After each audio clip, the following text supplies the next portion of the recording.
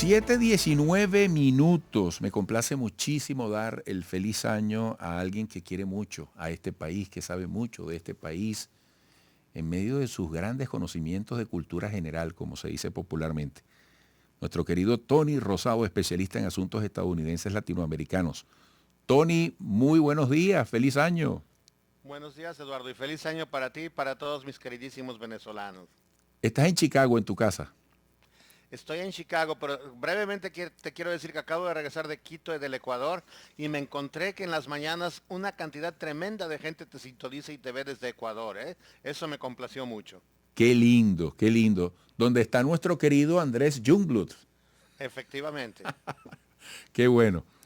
Tony, mira, queremos que nos ayudes a visualizar la perspectiva de Trump, sobre todo después de lograr el respaldo de mayoría republicana en la Cámara Baja y tomando en cuenta lo que viene electoralmente para las presidenciales de Estados Unidos, ¿no?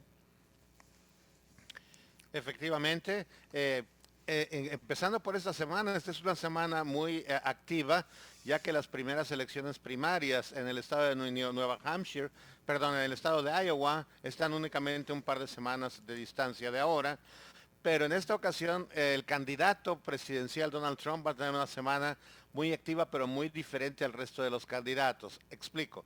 El día 9, que es el día de mañana, Donald Trump, en vez de estar haciendo campaña en Iowa, se va a encontrar en Washington, D.C., porque él ha decidido que personalmente quiere asistir a los argumentos orales ante el Tribunal de Apelaciones, en el que se va a discutir si él tiene o no tiene inmunidad para seguir adelante con el juicio por lo sucedido el 6 de enero, que se lleva a cabo en Washington, D.C. Al día siguiente va a estar en el estado de Iowa haciendo campaña. Al día siguiente va a regresar al estado de Nueva York, en donde serán los argumentos orales finales del juicio civil en su contra que se ha sostenido en esta ciudad. O sea que a diferencia de los otros candidatos, como es la embajadora gobernadora Nikki Haley o el gobernador Ron DeSantis y los demás, el expresidente Trump va a estar pasando su tiempo entre la campaña presidencial y tratando de atender también a la cantidad tremenda de juicios que están en su contra por todo el país. Algo muy interesante. ¿Cómo analizas tú, además como hombre de leyes, esa dualidad en los caminos que tiene que recorrer Donald Trump ante lo que está pendiente frente a la justicia y ante sus aspiraciones de volver a la presidencia? Bueno, desde luego, desde el punto de vista jurídico, se celebra esto porque nos demuestra una vez más que seas quien seas y estés acusado de lo que estés acusado, hay un proceso jurídico que se debe de seguir al tono de la ley y eso es lo que está sucediendo con él. Estamos hablando de apelaciones y de argumentos finales en casos en los que él ya ha perdido en primera instancia, pero sin embargo tiene derecho a seguir luchando, a seguirse defendiendo.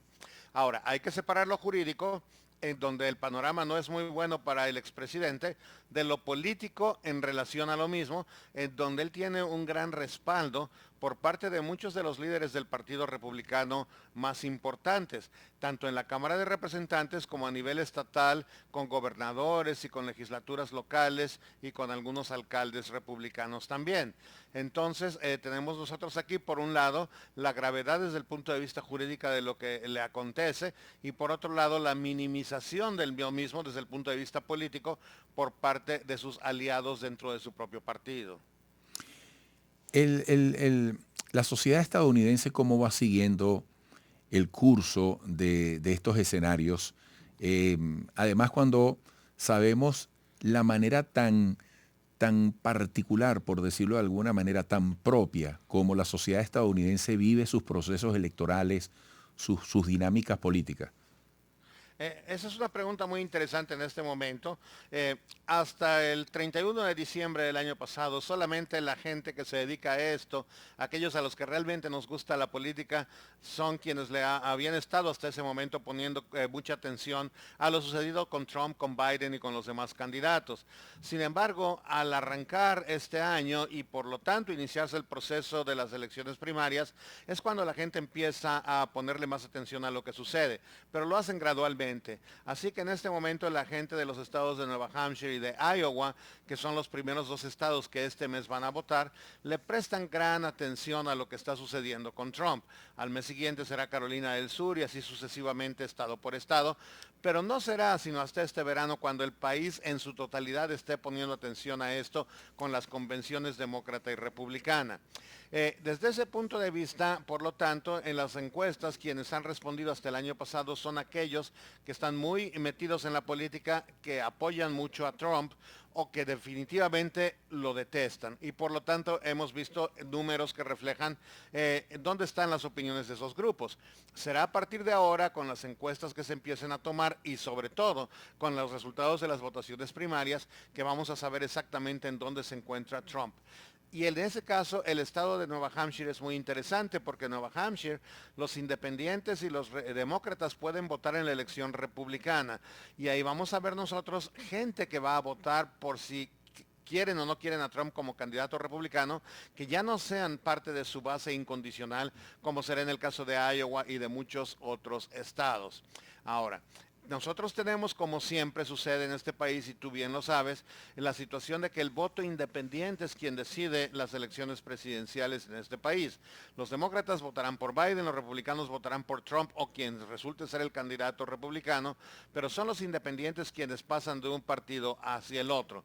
Y ha habido algunas declaraciones de Trump en la última semana que han sido pues inquietantes para algunos, empezando con aquella sobre la migración, en donde dijo que él iba a defender al pueblo americano para que no se siguiese contaminando la sangre del estadounidense con los migrantes, hasta el comentario que hizo hace un par de días en el que dijo que él cree que hubiera sido mejor el negociar los términos de la guerra civil en vez de haber tenido una guerra, y que pues a muchas personas le pareció una cosa totalmente absurda, ya que estaba hablando él de negociar. ¿Y cómo vas a negociar tú la esclavitud? Que sea menor, que sea nada más en unos estados, que se vaya acabando poco a poco, etcétera. Entonces esto, el hecho de que acaba de decir que perdonaría a quienes encabezaron los actos en el Capitolio el 6 de enero, a quienes él ahora llama rehenes en vez de manifestantes o en vez de atacantes, pues ha levantado más de una ceja en los Estados Unidos en el momento en el que la gente empieza a poner más atención a todo esto. Y claro, eso hay que balancearlo con la gente incondicional que sigue diciendo que pase lo que pase, ellos votarán por Trump independientemente de lo que le suceda legalmente, incluyendo la imputación o la defensa de aquellos movimientos en varios estados para eliminarlo de la boleta electoral. Bueno, Tony, siempre es interesante escucharte. Gracias por ayudarnos a entender un poco cómo está este tablero, cómo está la geopolítica vista en este caso desde los Estados Unidos, aunque has tocado un tema interno de procesos tan importantes desde el punto de vista político y jurídico, y que siempre nos llevan a la reflexión sobre la consistencia de las instituciones en los Estados Unidos, las instituciones públicas. Tony, un fuerte abrazo, de nuevo feliz año, hasta pronto. Igualmente, Eduardo, felicidades a todos. Tony Rosado, especialista en asuntos estadounidenses latinoamericanos. Yo recuerdo cuando compartí con Tony el programa Edward Murrow, para que vean cómo se manejan los símbolos. En Washington, el punto más alto de la ciudad es justamente donde está el Capitolio, es donde está el Parlamento. Y en la cúpula del Capitolio está la otra estatua de libertad, la segunda estatua de la libertad que tiene los Estados Unidos, junto a la que conocemos en Manhattan. Y esa estatua de la libertad está de espaldas a la Casa Blanca y de frente, simbólicamente, ¿no?, al pueblo de los Estados Unidos. Y el Capitolio está construido con piezas de mármol de distintas partes de los Estados Unidos, mientras que la Casa Blanca, por supuesto, con bloque y cemento, para que quien esté allí de turno recuerde que lo más importante es la expresión soberana del pueblo representada en el Capitolio delante de quien esté en el poder como presidente de los Estados Unidos. Pero fíjate tú qué simbología tan interesante, ¿no? Amigos, vamos a la pausa.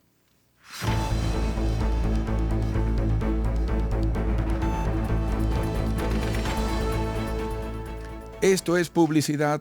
En Fosbuca estamos de celebración porque cumplimos 43 años de operaciones ininterrumpidas en Venezuela. Contribuimos con un ambiente sano que garantiza la calidad de vida de las comunidades al